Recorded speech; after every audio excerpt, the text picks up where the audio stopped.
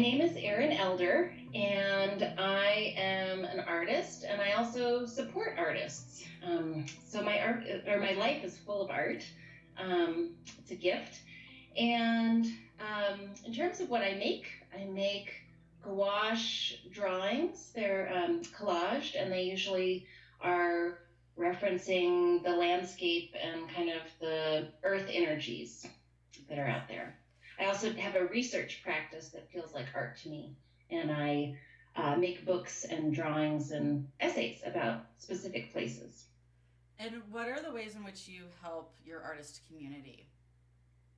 I work with artists one-on-one, doing confidential, kind of long-range career support. So I help people all over the country and sometimes in other parts of the world with things that range from website development to grant applications to making project proposals, applying for public art, whatever. I'm really devoted to helping artists express themselves authentically and professionally.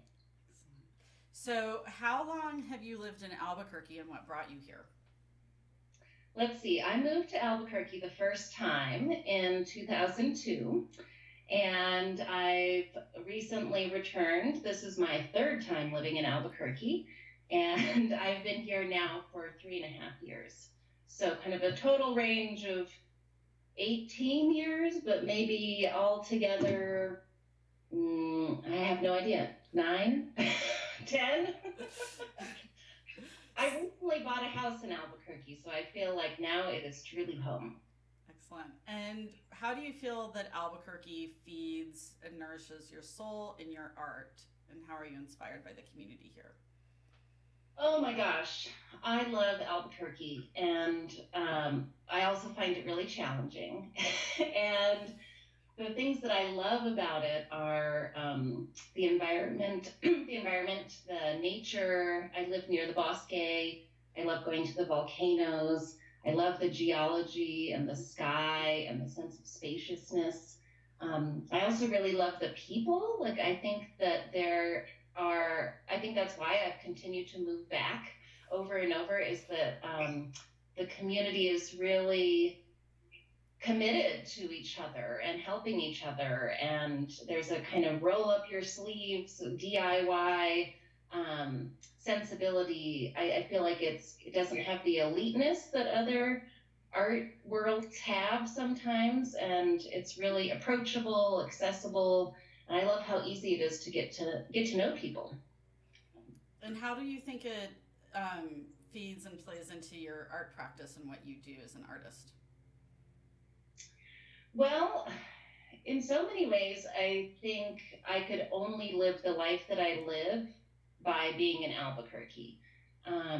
For one, it's really affordable to live here, and I don't think I could do the work, the self-employment, kind of self-made business that I run anywhere else, because I couldn't make enough money to live in Denver or San Francisco, but I can live a pretty good life in Albuquerque.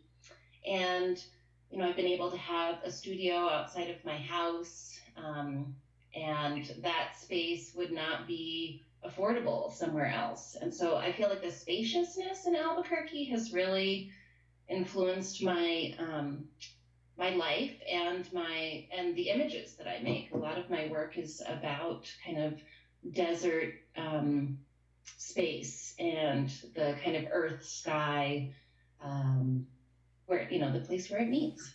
So I'm deeply inspired by this place, and I love it. Perfect. So now let's get a little bit into the challenges of your art, which you've talked about, but speaking to now that we're in the throes of COVID-19, how is that impacting your life and your work, your art, that of the artists that you work with? Can you talk about that, just even in terms of challenges that may already exist and how they're enhanced by this, but will transition now into the pandemic? Yeah, well, I feel like I keep checking the calendar, and it's April 20th today, and every day just feels like a totally new experience of the virus and of staying at home. And, we're like a month in, I think, at this point, of staying home. And it's been a roller coaster, honestly. Like, I've had so many cancellations and postponements and kind of personal losses, things that I was looking forward to that I no longer can look forward to. And that's been kind of exacerbated by the fact that I'm supporting about 70 artists right now, some of whom are communicating with me a lot, some of whom aren't. But they're going through a whole range of losses and postponements and uncertainty in their professional lives as well as their home lives. They have kids with autoimmune disorders. They have, a divorce underway. They have, they're sick, or they're worried, or they're shut up in a tiny apartment with nowhere to go. So I feel really aware of artists, what they're going through right now, and it really helps me understand how vulnerable they were before the crisis and how this is deeply, deeply unsettling for them, financially, as well as artistically. And I've really had a hard time summoning my own coping skills, which I think art for many of us is a way to cope and make sense and create meaning. And I couldn't make stuff, or I felt like half-hearted about it. And many of my clients that I've talked to have said they couldn't even set foot in the studio, or they felt like their work was a lie, or, things had just shifted so much that they couldn't find the refuge or the communication in their work that they had been looking for before. So that's, I think, also very weird about this time, is that the things that have been so true for us are maybe no longer true or being put to the test. Can you put your finger on what it is that's creating this roadblock? Like, how are the struggles within the context of a pandemic different from other things that may arise in our life or our work, or struggles we may encounter? How does the greater context of a pandemic create these kind of mental, emotional barriers to creating? Can you put your finger on it in any way, define it or articulate it? I think it's so different for people. I mean, I'll be curious to hear what you uncover in these interviews, but, like, I know that people who have kids at home, for instance, have such a different experience than I do. I don't have kids. And so that's just got to be completely overwhelming, to be trying to homeschool and, make a living and make your art and survive a pandemic. For myself, I feel like I have been stunned. I'm kind of coming out of that this week. I'm feeling a little bit more motivated or acclimated. But for a couple of weeks, I was just in awe of the magnitude of it. And I kept thinking, like, oh my gosh, it's happening to that person. It's happening to Madonna. It's happening to refugees in Somalia. It's happening to everyone. And that is just so hard to wrap our heads around. And even I drove past the zoo the other day, and I was thinking, somebody's got to be taking care of the animals at the zoo. Like, all the things that we've taken for granted, I think, are just coming under siege in some way. And maybe we're being made to look at them more closely. And for me, I think there's a real positivity embedded in that, or potential in kind of seeing things fresh. And I think that is where artists can come in. I mean, artists are always like showing us things in life, like honing our attention and bringing them closer and saying, what do you think of this? And here's how I see it. And So I think the art that is coming out of this time is going to be really interesting and important. But where am I going with all of this? Well, I'll take you to the next question. So it almost feels like we still might be in this like incubation period where we're just taking it all in and absorbing. But out of what you have been creating, how do you, and what you even may be looking to in the future, how do you think this is going to influence your work? How do you see it impacting you in terms of what's even coming out of you now and what you have been creating in the last few weeks? Well, gosh, that's a big question. That's a bunch of questions. I think because people are spending so much time at home, we're looking at our homes a lot more and noticing what we surround ourselves with. And I know I'm so grateful for the art that I've collected of friends and, you know, other artists. And I have been with those artworks so much lately. And I think maybe there'll be a shift towards more domestic scale work, more affordable artwork. I know I kind of look forward to a fall of the sort of super elite blue chip gallery world. I think there could be, you know, we're seeing these large scale infrastructures falling right now. And I think that that part of the art world could suffer a very big hit that might actually benefit some of the rest of us, because I don't know if you should include that in the interview. But I guess I'm really, in some ways, more convinced of my own work. Like I think it's important because it comes from the heart, and I feel like I've felt my heart more in this. My heart has been broken. My heart has been open. My heart has been really fluid. And I guess trying to create work that feels authentic to that has been kind of something that's emerged out of this. It took a few weeks, but I don't know where that's going. And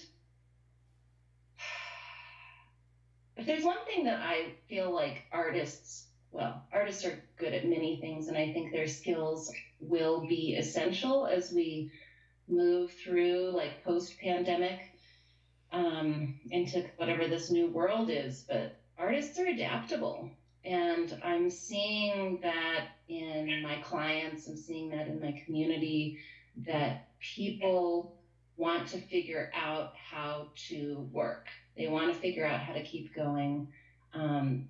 Artists are not lazy. Artists are incredibly resourceful and creative. And if there's anything they want to do, it is to work. And I love seeing how people are figuring that out.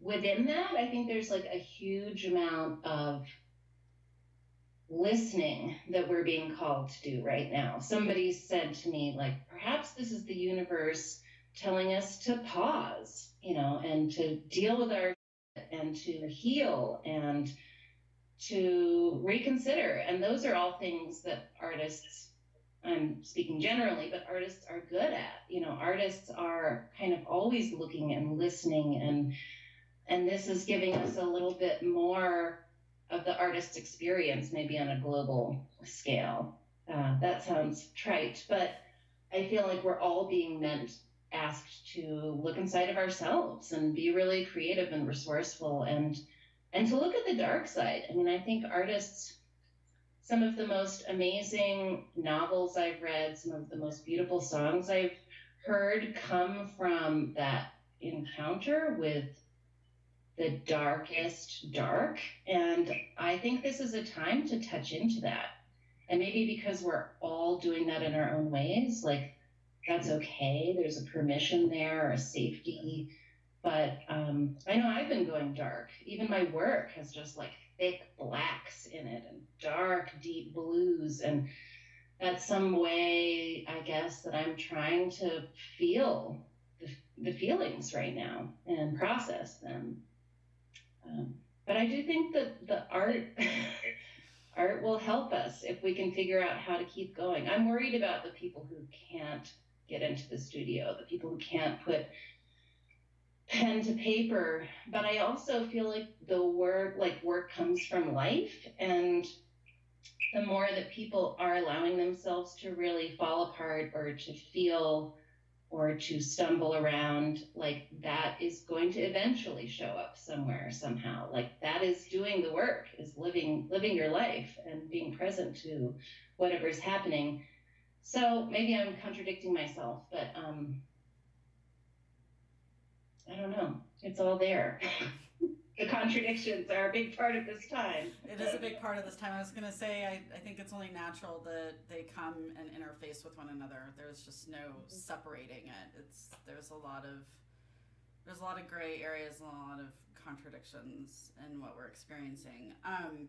Now, for you specifically, because as far as studio space, work, just the basic financial complications that you're facing, just the fundamental basics of living, paying your bills, making ends meet, how is the pandemic impacting you? Well, I feel very lucky because I am safe, I'm housed, I'm fed, my car runs for right now. I have kind of the basic things. So I want to start there from a place of gratitude, but it's been tough. Like I don't make a ton of money anyways. So there's kind of this basic getting by, which is great. I've kind of struck this balance over the last few years being self-employed, and but it makes me realize how precarious my situation is, because without a month of work, and now it's been about 2 months, or a month and a half, like I have no money.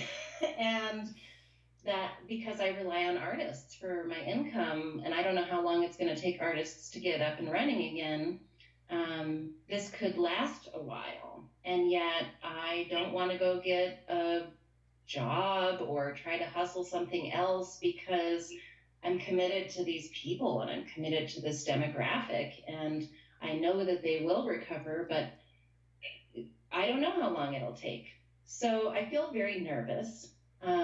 I just bought a house at the end of February, so I now am responsible for a mortgage. I haven't been able to move into my house because of the virus, so that's kind of a challenging personal situation.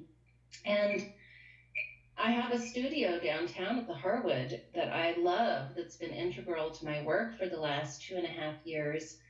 But when the virus hit and the stay-at-home orders came and like all of the sort of mounting reality started to sink in, I thought, I need to do the most prudent thing and pull out of there. So I'm moving out at the end of the month and bringing all of my home. I don't know where I'm going to put it all.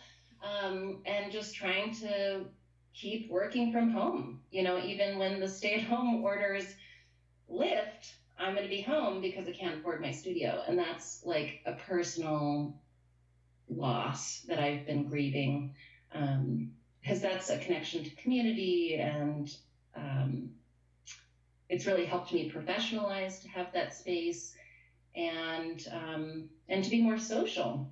So who knows what that'll be like, but I feel like it's the right thing to do right now, to be really prudent and careful and not spend any extra money. And some of my studio mates, I think, have agreed that their space is essential to them, and they're not willing to give it up.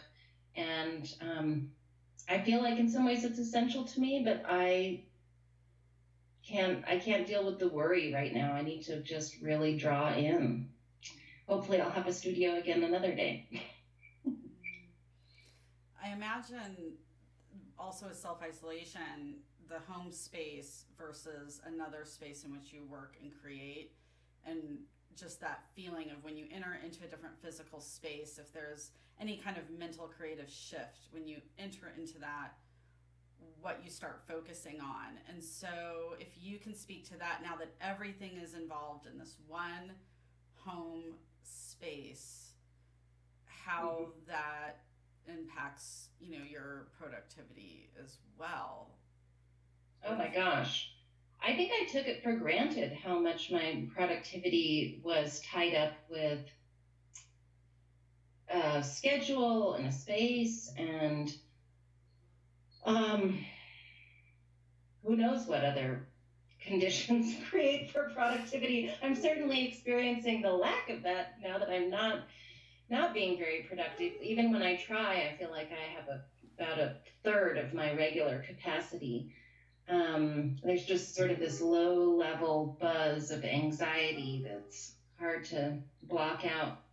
But to answer your question of being home all the time, I feel like, I have this desk and it has, my computer screens, but it also has my art supplies. And, I actually moved a bunch of stuff out of here to try to clear some space, and it's now in the carport. I'm just like jammed to the gills. And so there's this constant shuffle. I mean, I'm not alone in this. I imagine we're all trying to make art on our dining room tables and trying to, set up desks wherever we can to get our work done. But I think there is a real sense of just crowdedness and clustered. And maybe that happens socially too. People who have more than one person in the home are, dealing with this din of everyone else. And so it doesn't feel like a very quiet time. I mean, maybe that's one of the contradictions, is that it's like so quiet, there's not a lot going on, and yet there's this daily chaos that we're having to try to negotiate just to get things done or move through the day. I feel so grateful that I can walk out my door, and I've been like taking Asakio walks and just exploring totally different parts of my neighborhood than I have in the past. I think because wandering aimlessly has felt really good, and being in nature and being in spring, beautiful, beautiful springtime in New Mexico. So that's been a huge relief, is to be able to just go outside, go sit in my yard, some of those little things. I was going to ask if you've, how it's impacted like your daily life, or if you've created any kind of routine for yourself, or the things that you're trying to implement daily now that we are in self-isolation. I keep hearing people saying that a schedule is helping them get through this, and I don't feel that way. I feel like I really, maybe I was too busy before, but it's felt really good just to kind of flip-flop through every day. And maybe, I don't know if that's lazy or if that's just how I'm getting by, but I think a schedule would be too much more clutter. And so I've let myself sleep until I wake up. And, I have a couple things that I want to accomplish every day, but I feel like I've been just trying to give myself a lot of permission. Like, it's okay. If there was ever a time to flake out, if there was ever a time to relax the structure, this is the time. And I'm ready for that to change, but I'm also not ready to be as busy as I was before. Like, it was a little bit too chaotic. I feel like your question had a piece in it that I can't remember. If you'd created it was just if anything you've implemented into your day, if you've created a routine or things that you have now, and it doesn't have to be about structured, but just what does your day look like? How is it different than before? I feel like, I always spend a lot of time on the phone, and I always spend a lot of time on the computer, and my job is very social in a way.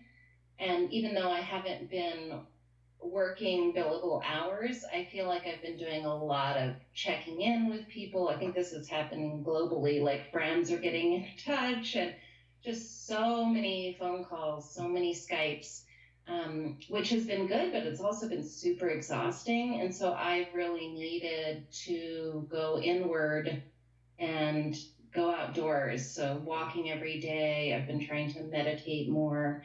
But I've been surprised at myself how resistant I am to all of the online content that there is out there.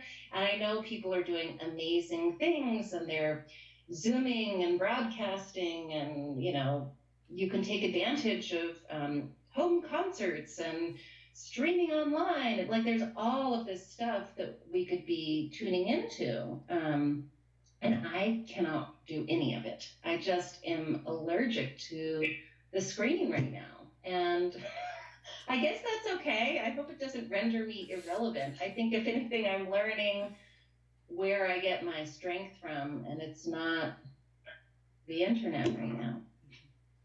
Well, I was going to ask too, what do you think are some of the lessons that will come out of this, or even the positives? Like, what seeds is it planting? What are some of the takeaways you think we'll have, that it won't be all darkness? Oh my gosh, that's a huge question. We could talk for days about that.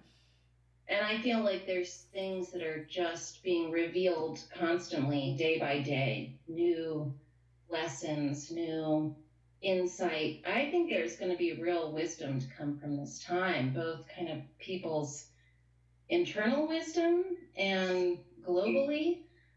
But I think this is a real time where big things are falling apart and little things are growing. I mean, whether it's like supply chains are breaking down or governments are really struggling.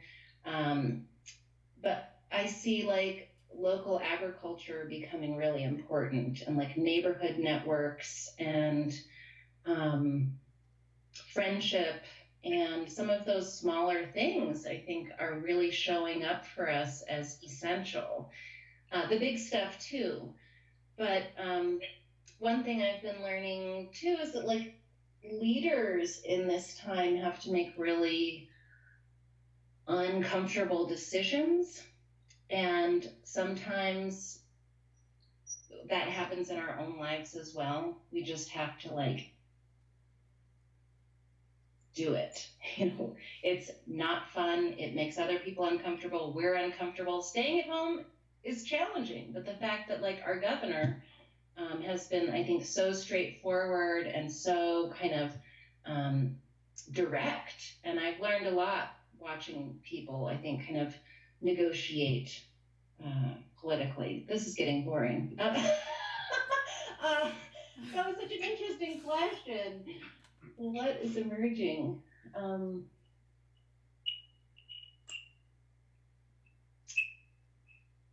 I hope that there's a real sense of connectivity that comes from this. And I hope that that transcends just our friends and family, but also that we become aware of the most vulnerable and the most powerful, and like how we all are influenced by each other. And I guess I've really become aware of that myself, both on this micro and macro scale, like who is really suffering right now, and how can I help? And who can I look to for strength and guidance in my own kind of bewilderment? We're all, I think, helping and hurting and dependent in some really interesting way that it took a virus to show us. Like, I've never thought these sorts of global thoughts before. I've never been, I think that's part of the struggle, is trying to think so big about what's happening. And I also think that there's something about the unknown that we're perhaps learning to embrace, which is always there. You know, we're never in charge. There, I really don't believe, some people would argue there's a divine plan, but I don't. And I think there's a lot of randomness in this universe, and we try to rule that out by making plans and creating schedules and thinking that we're in charge. And this has been a deeply helpless time for many of us.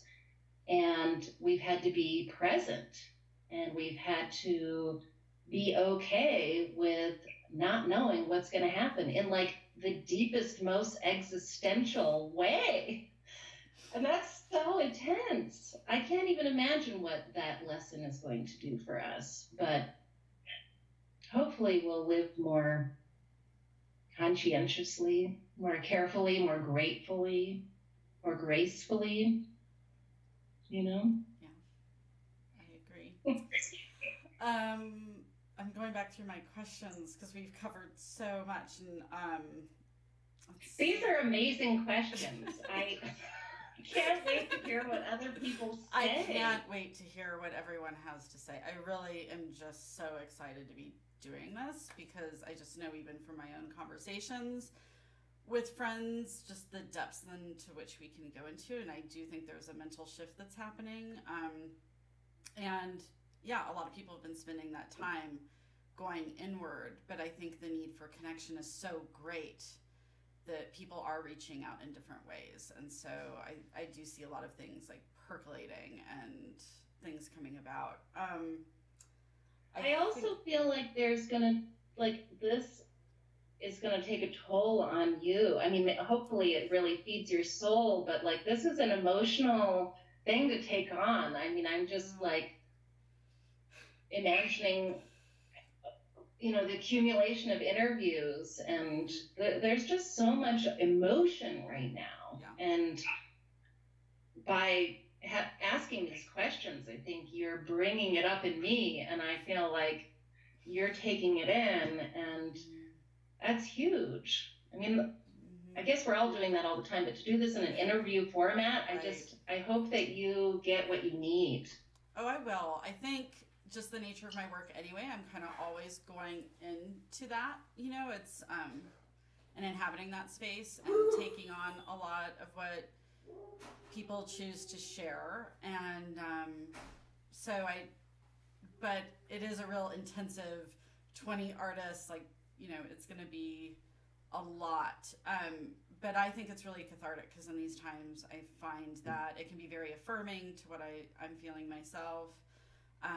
It can give me that much more empathy for what other people are going through. And I think that's the most important thing right now. It's like, one, processing what we're going through our own selves, but also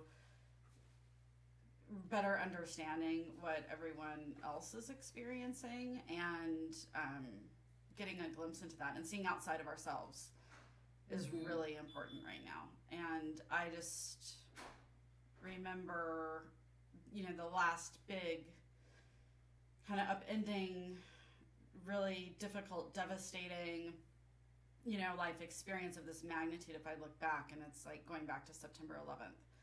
And when I was living in New York City on that day, and in the days and weeks following, how I could not bring myself to document anything. I just couldn't.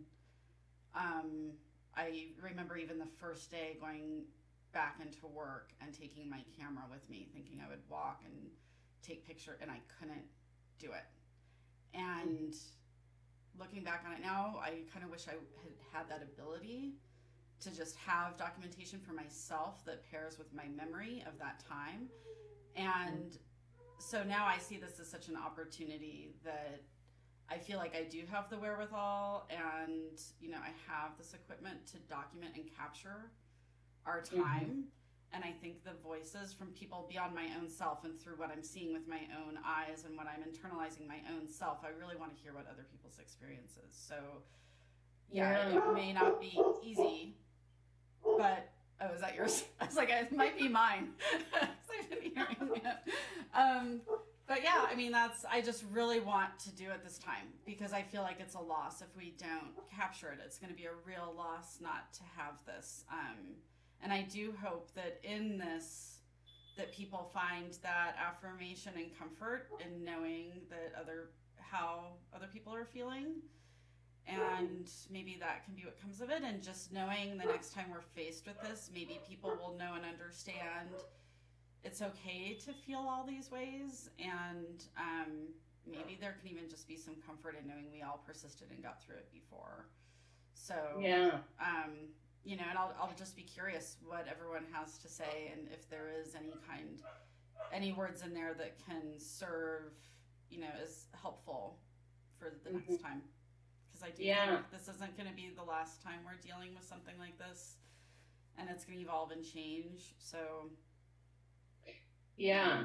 Well, and I don't know about you, but I feel like projects are a way that I kind of can do the things that I want to do, and it's like this form and structure to sort of push out some work and like use your skills, or, you know, say something, make something. And I just appreciate that you're able to like make a project right now that works for you. Like, I think that's been one of the debilitating things for me, is like I haven't been able to really like frame up a project that feels good, you know. And there's been like people who suddenly launch a podcast or are broadcasting from their bedroom, or, you know, and I haven't been able to do that.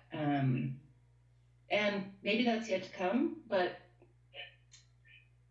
everybody has their own sort of metabolism. Sure. And I love that you are doing this.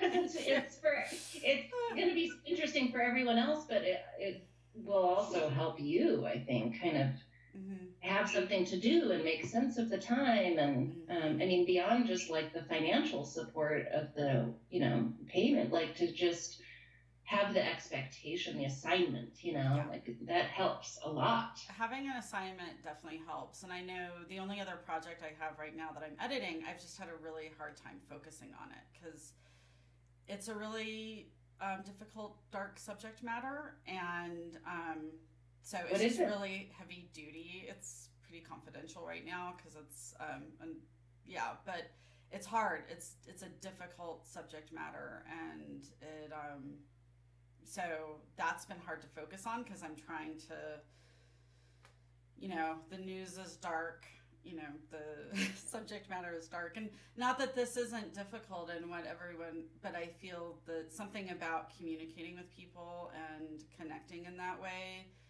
I'm engaging with someone, even though it's through a screen, is different than editing material that's already happened, it's already occurred, and I'm not engaging in that way. I'm working on it, but it's different interfacing with someone, so that feeds me in a different way. So well, and there's something about like experiencing darkness with somebody else that makes it more palpable. Like, I've just been having some of the most sad, most terrifying conversations with people. I mean, I think the collective imagination right now is just off the hook in terms of dark doomsday. What's going to happen to us? Are we all going to die? Yes, we're all going to die. But I think people are thinking about that more, and to be able to like verbally process that with somebody else who's also going into the dark depths, like, that's transformative. Like, I wonder what our culture will be like after we've been able to really, hopefully, go there more fearlessly, you know, and go there together. Like, darkness is important, you know, and we block it out a lot. Yeah, no, we do. And I think there's no evading it. There's no evading it at this point. So I do think it's kind of ever present.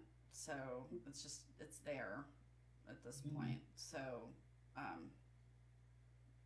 I do hope these, I want them to serve as just a very good record of where we're at, but if it can offer any kind of, comfort, assurance, affirmation that we're all in it, then they'll serve that purpose as well.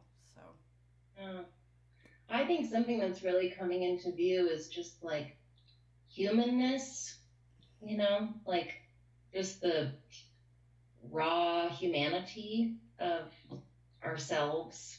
And that inner, outer, micro, macro, like that's so alive for us right now. And all of the contradictions, we are resilient and vulnerable, and we are self-sufficient and totally dependent. We're all of those things at once, and we're really seeing humanness for all of its complexity right now. So fascinating. Absolutely. Is there anything you don't think that we've covered? Do you have any questions that you want to talk about or answer? Or, I mean, I was looking at, where do you see yourself and your artistic pursuits a year from now?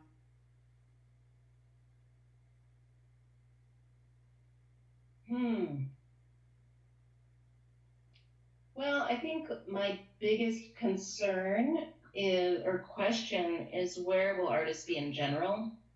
Because my work is so tied up with and in support of artists. And I hope that artists will be more appreciated. I think perhaps with some of the conversations surrounding the relief packages and the small business stuff is realizing how precarious artists are, and I hope that there are more safeguards in the future for us. I don't know if that will happen, but I think we're becoming more aware of it. And I want to see artists not only taken care of, but like celebrated as central, as essential to our lives. And I think that is happening more and more. And I love to imagine my community being less vulnerable in the future. Although I also think vulnerability is part of what makes people strong. So another contradiction. But in terms of my own practice, I don't know. My work is so much influenced by my travels and my journeys and my experiences of other places. And I guess at this point, I'm just hoping that I can go into other communities and I can travel and I can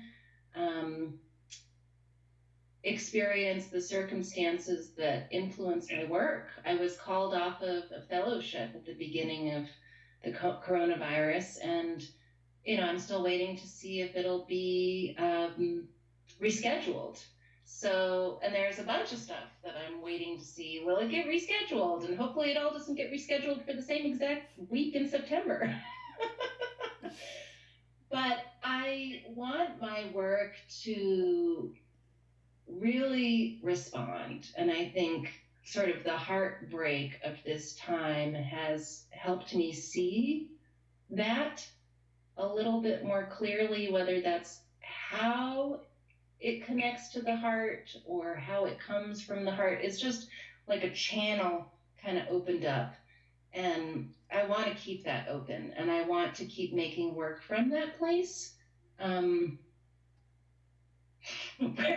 Where it gets seen or who sees it, I don't know, but I want to keep that connectivity alive.